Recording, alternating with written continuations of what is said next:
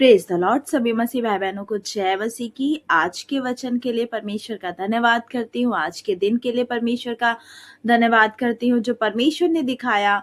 और परमेश्वर महान है, हमारे संग और साथ रहता है। बाइबल रीडिंग में आप सभी मसीह भाई बहनों का स्वागत करती हूँ। और आज का जो डे है हमारा 78 डे है, 78वां दिन है।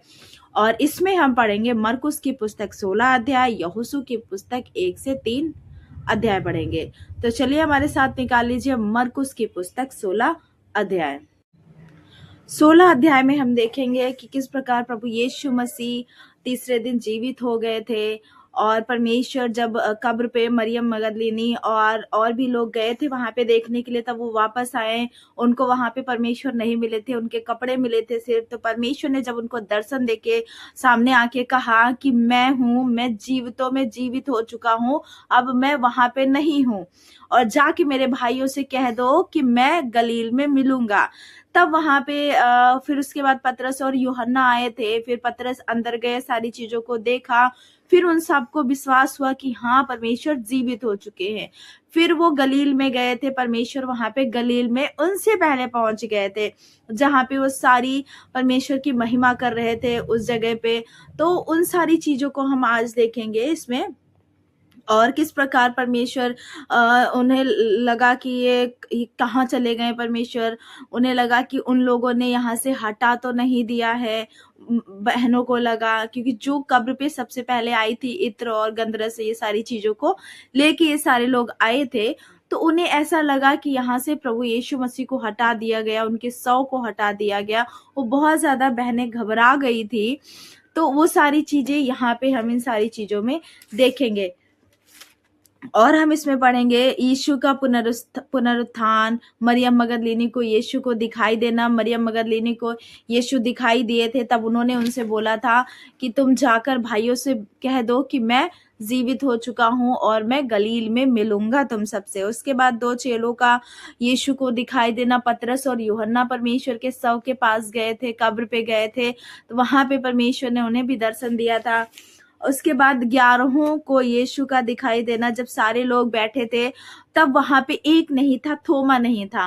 फिर थोमा ने, जब थोमा को बताया गया था कि यीशु मसीह हमसे मिले हैं और वो जीवित हो गए, तब उन्होंने क्या बोला था कि हे थोमा, तू तू धन्य है वे जो बिना देख के विश्वास करते। आ तू मेरे हाथों में, पाँव में, हाथों में और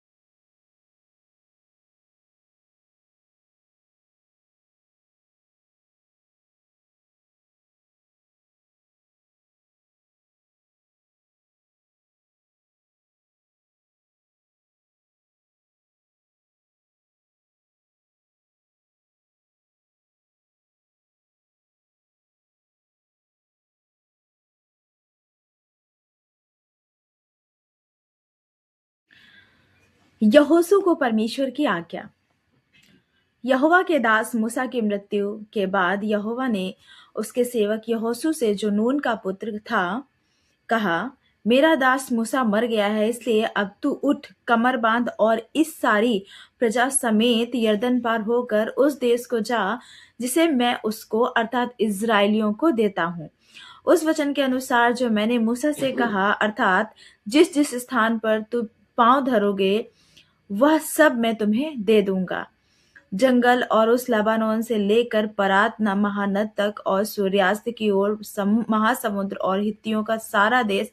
ये परमेश्वर ने जो वायदा किया था ना कि ये सारी चीजें जहां जहां तुम कदम रखोगे वो सारे का सारा जो है वो आपका हो जाएगा। जिन चीज़ों को आप चाहोगे वो आपका हो जाएगा। उसके लिए परमेश्वर ने बहुत ही अच्छी बात जो है वो यहोशू को बोली थी, वो हम पढ़ते हैं 5 अध्याय से, सॉरी 5 वचन से। तेरे जीवन भर कोई तेरे सामने ठहर ना सकेगा, जैसे मैं मूसा के संग रहा वैसे ही तेरे संग भी रहूंगा। आज के समय परमेश्वर, जैसे हम कह सकते हैं परमेश्वर मूसा के संग रहे, वैसे हमारे संग भी है। और ना तो मैं तुझे धोखा दूंगा, परमेश्वर मनुष्य नहीं है, और ना तो तुझे छोड़ूंगा। इसलिए हियाव बांधकर दृढ़ हो जा, क्योंकि जिस देश के देने की शपथ मैंने तुझसे खाई है, तुझसे शपथ मैंने इन लोगों के पूर्वजों से खाई थी, उसको अधिकारी तू इन्हें देगा।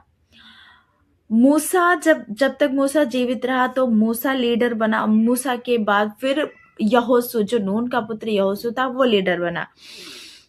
इतना हो कि तू हियाव बांधकर और बहुत दृढ़ होकर जो व्यवस्था मेरे दास मूसा ने तुझे दी है, उन सब के अनुसार करने में चौकसी करना, और उससे ना तो दाहिने मुड़ना ना बाएं मुड़ना। तब जहां जहां तू जाएगा वहां वहां तेरा काम सफल होगा। आज के समय यदि हम ऐसा करते हैं कि हम परमेश्वर के वचन से, जो परमेश्वर ने हमें